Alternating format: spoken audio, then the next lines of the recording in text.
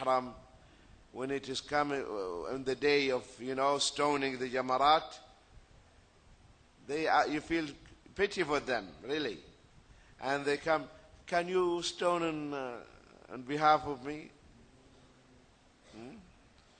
Why did you come here by yourself? Why did you come by yourself? Do you think when Allah says something, just for that, there is a wisdom behind it?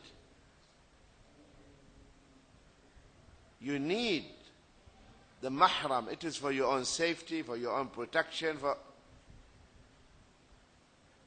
Are you following, sisters? So everything that Allah Azza wa Jal says, or the Prophet Sallallahu Alaihi Wasallam, it is for your own benefit. For your own benefit.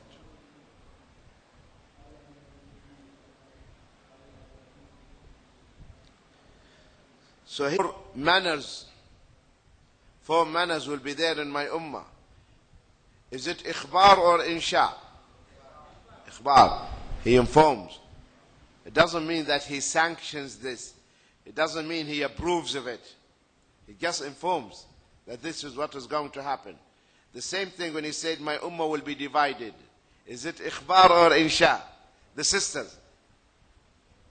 Ikhbar, mashallah. Yes, he informs. Doesn't mean that he approves that you'd be divided. Because the Quran say, and hold all of you together to the robe of Allah. Do you understand? Okay.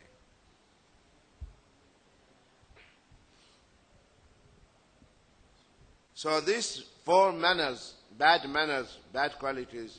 Number one, that to keep boasting about your ancestors. We are the descendants of this noble family. See? Always. You keep using that. We are from this family, this caste, this. Islam doesn't accept that. There is no difference between human beings. All we are the same. Adam and Eve, right? لا فضل العربي على أعجمي إلا بالتقوى. That's what the Prophet ﷺ said. There is no difference between Arab or non-Arab except by taqwa. The one who is more righteous, the one who is more pious is closer to Allah than the other. That's the criterion. The criterion is the taqwa, the fear of Allah. Not your race, your ethnicity, no, all these things. That doesn't count at all. That's why one day Abu Darda got angry and he said to Bilal, "O son of the black woman, Yabna Sauda." See? Because sometimes Jahiliyyah remnants, the remnants of Jahiliyyah stay. So he said that. The Prophet ﷺ said, "أعيرته بأمه إنك امرؤ ذو جاهلية." You try to insult him by mentioning the color of his mother. You still have Jahiliyyah quality in you, Abu Dhar. Abu Dhar, yes. He said, "Oh Prophet of Allah, still I have this?" He said, "Yes, still you have it."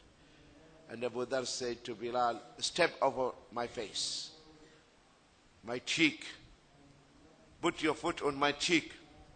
He said, "How can I put my foot on your cheek when you're prostrated for Allah?"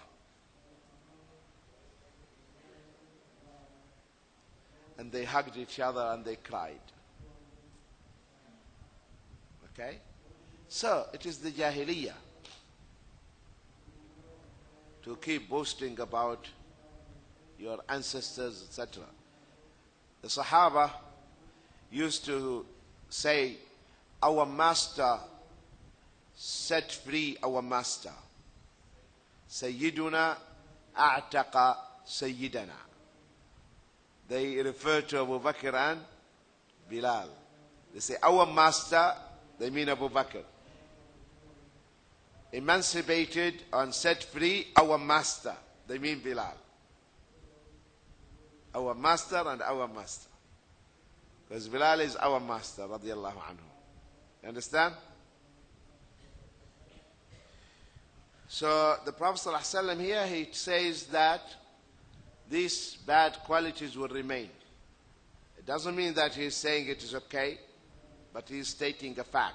Ikhbar. Are you following?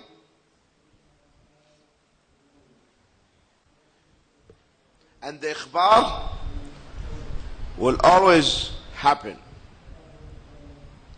Because you don't expect a messenger to tell you this is going to happen and it doesn't happen. You understand? But the insha, maybe, maybe not. Do's and don'ts. Right? So now I ask you a question. Allah says about the Kaaba, the house of Allah. فَمَنْ دَخَلَهُ فَهُوَ آمِنٌ. Whoever enters the house of Allah will be safe.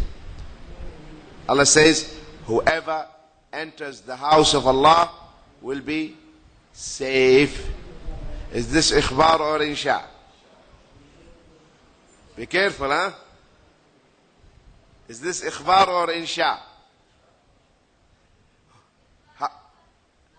The sisters, ikhbar or insha? The sisters are saying ikhbar. You? Insha. Okay, the brothers, all of them are said insha. Sisters are saying ikhbar. Are you sure, sisters? Okay. Now, let us have a look. If it is ikhbar, this means whenever you are inside the haram, nothing is going to happen to you. Nothing. You will be safe. You will never fear. You will never be hurt. You will never be harmed, etc. But when we read history, we found something else. When we read the history in the past and in the present, we found something else. For instance, the Qaramita, this is deviant sects in the history of Islam, they attacked the people, the pilgrims in the haram. And they killed the Hujjaj, the pilgrims, and they threw them into the well of Zamzam.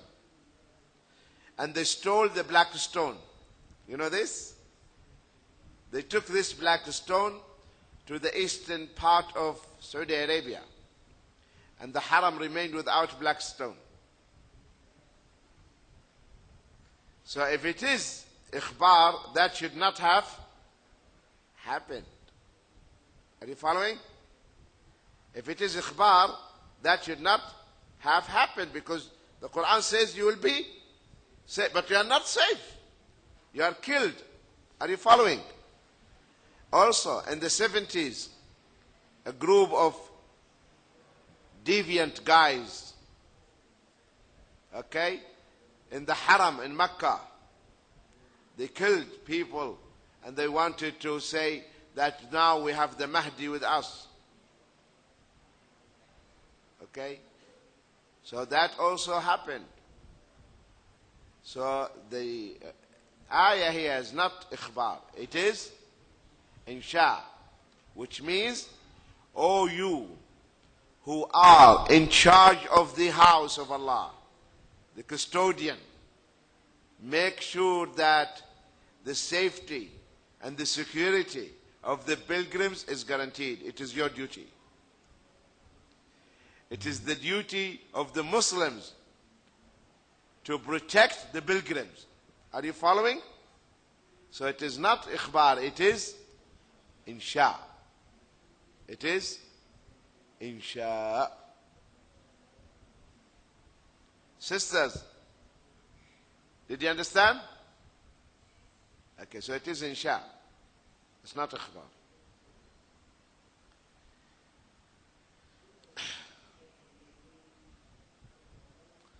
I'll give you another example. You want? Okay.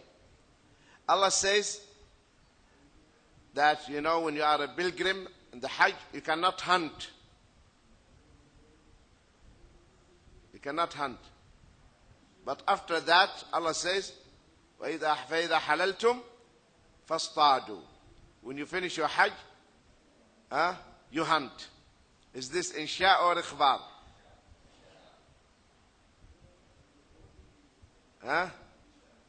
Insha or ikhbar? The sisters are reluctant. Ikhbar or insha, sisters? Huh? Ikhbar? Yes, it is ikhbar. That it is permissible. Allah is telling us it is halal. Because if you say it is insha, then means when you finish your umrah, take your gun and go hunt. Understand? But here Allah is telling us now, He is informing you it is halal. It is halal. He's not telling you go and start.